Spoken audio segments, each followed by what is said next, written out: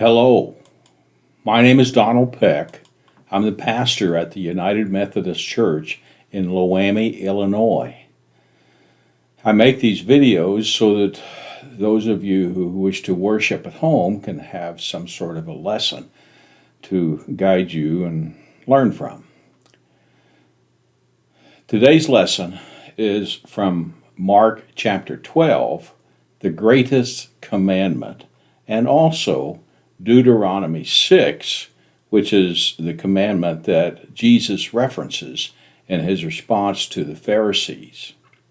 The lesson today is from the New International Version translation, and it begins like this. Mark chapter 12, verse 28. One of the teachers of the law came and heard them debating. Noticing that Jesus had given them a good answer, he asked him, "Of all the commandments, which is the most important?" Jesus answered, "The most important one is this: Hear, O Israel, the Lord our God, the Lord is one. Love the Lord your God with all your heart, and with all your soul, and with all your mind, and with all your strength. The second is this: love your neighbor as yourself. There is no commandment greater than these." The response from the lawyer was this: "Well said, teacher. You are right in saying that God is one and there is no other but Him. To love Him with all your heart and with all your understanding and with all your strength. And to love your neighbor as yourself is more important than all the burnt offerings and sacrifices." And when Jesus saw that he had answered wisely, he said to him, "You are not far from the kingdom of God." And from then on, no one dared ask him any more questions. And then in Deuteronomy 6, "These are the commands, decrees, and laws the Lord your God directed me to teach you to observe in the land that you are crossing the Jordan to possess, so that your children and their children and after them and children after them may fear the Lord your God as long as you live, by keeping all his decrees and commands that I give you, and so that you may enjoy a long life. Hear, O Israel, be careful to obey, so that it may go well with you, and that you may increase greatly in a land flowing with milk and honey, just as the Lord, the God of your ancestors, promised you. Hear, O Israel, the Lord our God, the Lord is one. Love the Lord your God with all your heart and with all your soul and with all your strength. And these commandments that I give you today are to be on your hearts. Impress them on your children. Talk about them when you sit at home and when you walk along the road, and when you lie down and when you get up. Tie them as symbols on your hands and bind them on your foreheads. Write them on the door frames of your houses and on your gates." The word of the Lord. Thanks be to God. For background, today we find Jesus in Jerusalem in a discussion with the Judaism Council members who would like nothing else than to find Jesus in an act of treason, which is an offense worthy of death. Rather than to write a description here of this scene, I found, and I share with you today, a description by an author that submitted this to the Methodist webpage. The Methodist Church offers a web page for pastors and assistants in their study, and this came from there. And I couldn't write it any better. So here it is, and I quote, It's a familiar passage in a familiar setting, and so clearly significant. It's like a bright red flashing light that draws our attention to the center message. It is a message that we have to grasp, a message we have to wrestle with and claim as our own. It is a message that we have to figure out how to live in our day-to-day existence. The greatest commandment, right from Jesus' own lips. How can we debate the meaning and value of such words? Here it is, in black and white, or red and white if you have one of those Bibles. And isn't it interesting? Isn't it interesting that it comes in the midst of an argument, or rather a tag team wrestling match, verbal wrestling match, that is. It was a collusion of bitter rivals who banded together against a new common enemy. The Pharisee and the Herodians wouldn't give each other the time of day and wouldn't hand out a band-aid to cover a bullet wound or a knife wound. And yet, here they are, in the beginning of chapter 12, palling around together in an attempt to trip up Jesus with their rapier-like logic. Only it doesn't work. Jesus out-logics the logicians. And when they're left hanging on the ropes, panting for breath, who would show up but the Sadducees? Now both the Pharisees and the Herodians would rather belly up surf in a pigsty than to ask for help from the Sadducees, but in their desperation, they reach out to tag them in, like in a tag match on a wrestling show, only to watch them driven to their knees in humiliation by this surprisingly unmarked Jesus. And all of that happens in the first part of chapter 12. That's the scene that elicits the passage we're looking at today. A UFC cage match gone horribly wrong. Now, during a commercial break, when the main contestants are catching their breath and stitching up the gaping wounds, this guy sides up to Jesus and asks this question. Now, this guy's a scribe, Mark says, and under normal circumstances, a scribe is presented as a bad guy. In the 21st century, that would be a lawyer. A letter of the law guy, a stickler for the whereases and the heretofores of the fine print buried in the back pages of an incomprehensible legal document. Mark tells us this with a sly grin and a who-to-thunk-it shrug of his shoulders.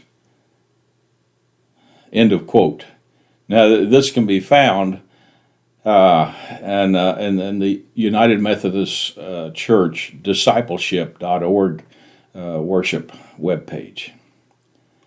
The response of Jesus has its roots in Deuteronomy 6, a passage known as the Great Shema, which is Hebrew for hear. It became the Jewish confession of faith spoken originally by Moses in an address to all the people of Israel. And putting words into one's heart is an expression found in loyalty oaths in the Middle East, in which the heart is paired with the tongue and the control of all limbs. So the tongue repeats what the heart formulates, while the heart gathers information from all the senses. Hence, the internalized oath drives the behavior, which impacts how we live and how we interact. So, this was nothing new to ancient Hebrews. Lessons. Well, it's the desire of Jesus that we all internalize the teachings of Christ, absorb them into our heart, allow them to be expressed in our behavior. Now, this does not happen without a conscious decision of our mind. Moses recognized this when he spoke to all of Israel these words. And for us in the 21st century, This is what we need to do to make our commitment to Jesus Christ mean anything in our lives. Absorb them into our heart and allow them to be expressed in our behavior. Do this, and life for all of us will improve. Now, in this story, we have legalistic Hebrew or Judaism. So, this is what Jesus faces: legalism versus the teachings of Jesus. And the warning for us in the 21st century is to not become so involved in legalistic Christianity that you become enslaved to following a dogma by one of your churches. You see, Jesus came to save his people from Israel from an impossible religion, Judaism. Following the 613 laws, which at this time had been attributed to Moses. Moses really only provided for them the 10 laws, to which they added 613 more. And it became impossible for the common Hebrew to follow. And the premise was that the more of these laws you follow and fulfill, the more righteous you will seem before God. And for the common Hebrew, it was impossible. The only people that could follow these laws were the nobles and people with money. It became an impossible goal, and hope was elusive. And this is why Jesus was saying all the words that Jesus was saying, to give them hope to rise above this. What we need to do is to focus on what Jesus said in verses 29 through 31 and relax. Another thing, not enough is said about the role of family and Christian education. It is commanded of all Jewish families to follow the command of Moses in Deuteronomy 6, 4 through 7. He said these words, "Impress them upon your children. Talk about them when you sit at home and when you walk along the road, and when you lie down and when you get up. Tie them as symbols on your hands and bind them on your foreheads, and write them on the door frames of your houses and your gates." This is what Moses said to the families. And as far as I know, they did this, at least in ancient times. And what little association I have with Hebrew followers today, I'm thinking they still do this in some way, shape, or form. And the laws they're talking about are the laws that Moses gave them, the 10 Commandments.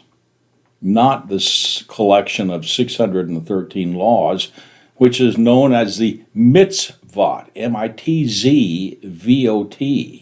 If you Google that word, you can find on the internet the list. I did it. It was easy enough to do. And I found a list of all 613 laws known as the mitzvot. This is not what Moses was talking about. In fact, this became the object of the enemy to use on Jesus, the mitzvot. Now, in conclusion, one cannot fulfill these laws, and the law and the word of Jesus in isolation from one's other relationships in life.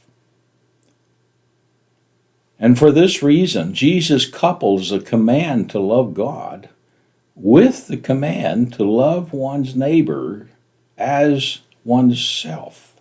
There's all kinds of biblical references here, you can find them, that support this statement. And in fact, in 1 John chapter 4, verse 20, it says, if we say that we love God and do not love our neighbor, then we are hypocrites. Love one another, and love God, and fulfill the command of Jesus. God bless you. I hope this helps.